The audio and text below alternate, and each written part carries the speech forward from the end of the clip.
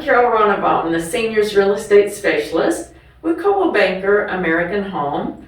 We're here today with Jill from Interim Health and are going to learn a little bit more about the services that you're able to provide and see how you're able to help the seniors and the different folks in our community here in Topeka. So, Jill, we're doing this interview during the COVID time, wearing our mask. I'm comfortable removing mine if you're all right with that. I am. That'd be fine. Great. Thank you. Absolutely. This way people can see your face and know who's talking, who's behind the masks. Right. So, Exactly. Well, share with us some information about your company, your services, and what people here in Topeka need to know. Absolutely. Well, first, thanks for having me. I love this idea of sharing information with the community. Interim Healthcare is a home health, private duty, hospice, and staffing agency. So we really offer the full continuum of care. We do it all. We're a family-owned company. My parents started Interim in Wichita, Kansas in 1979, and my brother Jay now runs that operation, and then we expanded to Northeast Kansas about 8 years ago. Okay, wonderful. Yeah. Well, welcome to Topeka. Yeah. Oh, I love it here. Yeah, well, good. Yeah, we're a great community, and so can you tell us your company, your staff? Are you bonded, insured, Absolutely. licensed? How? Yeah. We are completely bonded, workers' comp, liability insurance, all of those things. We're Medicare certified. We went through an accreditation process when we first opened our doors 8 years ago. We went through that. We also do Medicaid and private insurance as well. But yes, we're completely insured. Okay, good. Tell us about your training, the staff for our your staff. caregivers. Yes, well, we do a really thorough job of screening and training. It's really important when you're having care in your home. It's very personal, obviously, Yes. and there's a level of trust that you need to establish. And we want to make sure that our employees understand how our clients might be feeling perhaps for the first time when we bring somebody in to care for them. Sure. So we talk a lot about that it's a big trust factor to go into somebody's home.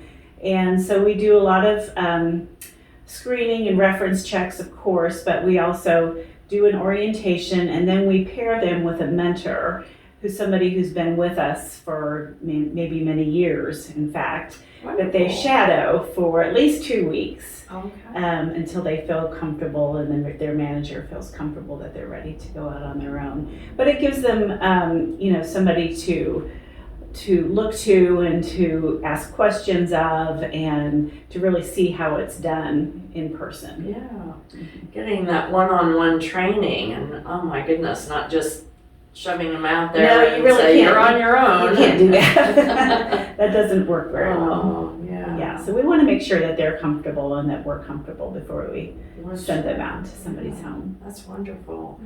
Tell me about the hours. Is it,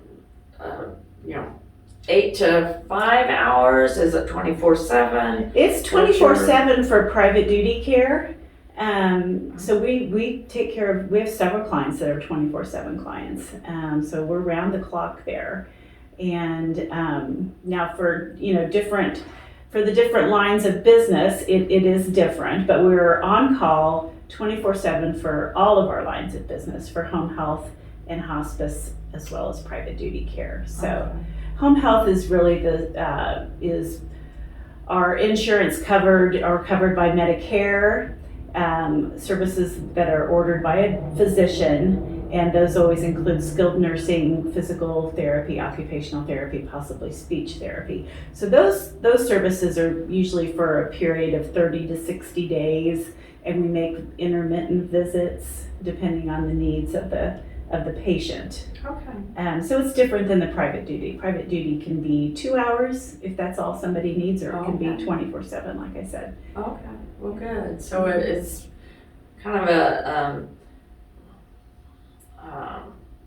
cafeteria style. It is. And it's based on what they're needing. Exactly. I like to compare it to like a concierge service. One thing we teach is perhaps to make a simple meal. We do a lot of training with that, or ironing, kind of the basic things, the tasks of daily living. Sure. That we want to make sure that our aides can go in and do. But people are very particular. Sometimes they want their bed made a certain way, or they like their eggs cooked a certain way. And so we do, when we talk to a potential client, we ask a lot of questions like that. Like even as far as would you like our aide to park? Because we want we want to get as much information as we can. It helps us pair the aide with the client, and maybe some people like to have somebody that likes to talk a lot and chat, and they're looking for that kind of a companion situation, or they don't like that. They don't want somebody to hover. They want to be, them to come in and do these certain tasks and then, go. So it just, it takes a lot of, you want to ask a lot of questions and learn a lot about the situation. And we really tailor our services to fit the needs of our clients. That's wonderful. Yeah. Gosh, that's great. So in the time that we're living right now with the COVID, is there spatial services, spatial things that you're doing that may be different than just a few months ago? Oh, well, it feels like every day is different because, there's something new that comes from the Department of Health or from CMS, just different guidelines that we have to follow. But all of our staff have been trained in proper use of PPE, or their personal protection equipment. So they all know, they've all been fitted for a mask, the N95 masks, and then we always just have the regular masks for our staff to wear, gowns, booties, gloves. They've all received training on that. And we do daily temperature tracking, so every employee calls with their temperature every day. We call all of our clients and ask those same questions, if they have a temperature or they're not feeling well. So we're really, really trying to do the best we can to prevent us going in when we've got somebody that's not feeling well, or a client that's not feeling well, and of course we want to follow up on that and make sure that they're taken care of and that they're safe. But it's certainly been a challenge to try to provide services, and we've had patients that we're taking care of right now that are COVID positive, and so we've had to get creative with telehealth and FaceTime and things like that to do some visits that way. Yeah, super. So your clients probably are not all seniors. Right. You work with folks of all ages, it sounds like. We do. I mean, the majority of our clients are seniors, but we certainly have some that just need some help around the house and, are just really wanting somebody to come in and clean or iron, like I mentioned, or some tasks like that, or to drive if they can't drive after a surgery or something like that. That's something that we can provide as well. So. Good. Who, along that lines, if you can expand, who's making a good client? Who contacts you? Is it the family, the medical office, doctor's office that gets you connected with the clients? I would say most of the time it's a family member. And again, I'm referencing the private duty side because I find this a lot, that adult children may live in a different part of the country, and then they come and visit mom and dad and they've seen a decline. Or they're not eating well, the house is a mess, they're not taking their medicine, And so oftentimes they're calling us, kind of in a panic, like, I need some help now.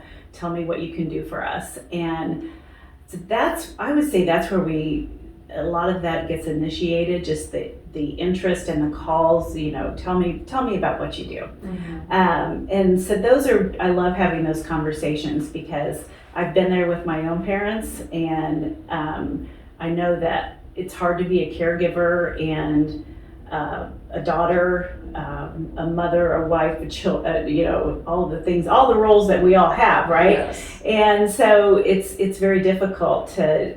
Sometimes it takes a huge amount of time, especially if you're not local, to make sure that your parent is taken care of. So I really enjoy finding solutions for those types of situations because I just know what needs to be done, and so it's really reassuring to them that we're a set of eyes, and we can come in and address the concerns that they have about their loved one, and then communicate with them as well. After we start services, then it's really important to keep that communication up.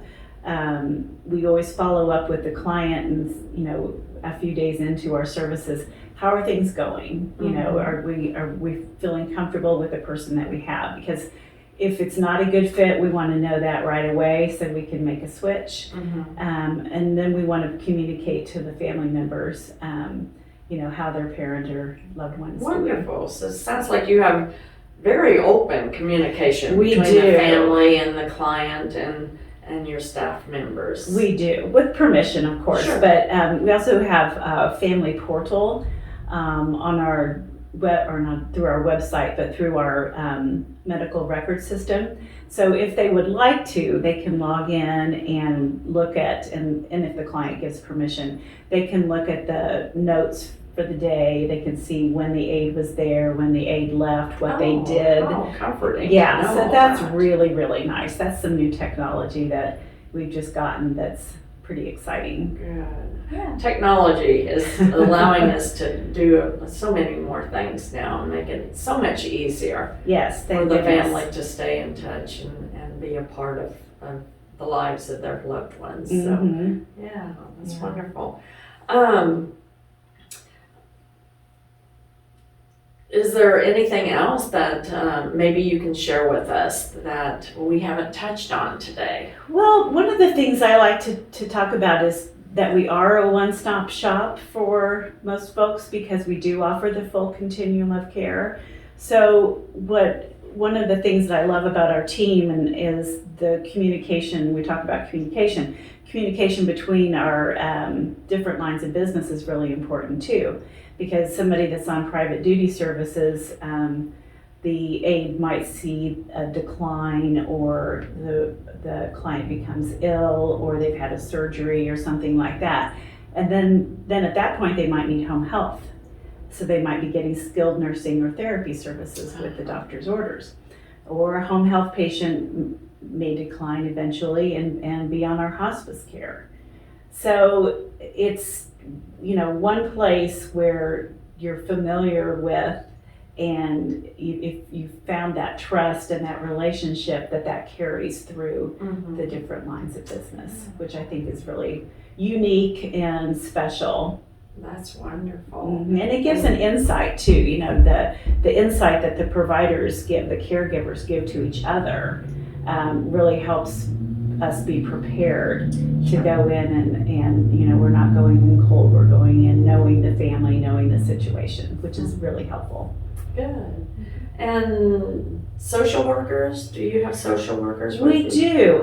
We do on the home health side. So if that's something that the doctor orders, or if the clinicians see a need for it once they've started services, then that's something they can go back to the physician and say, hey, we're seeing the need here. Can we get an order for social work? And so we bring social work in that, and then they're very involved on the hospice side. Oh, So that's part of that hospice team, that comes with social work. that's wonderful. Mhm. Good. Yeah.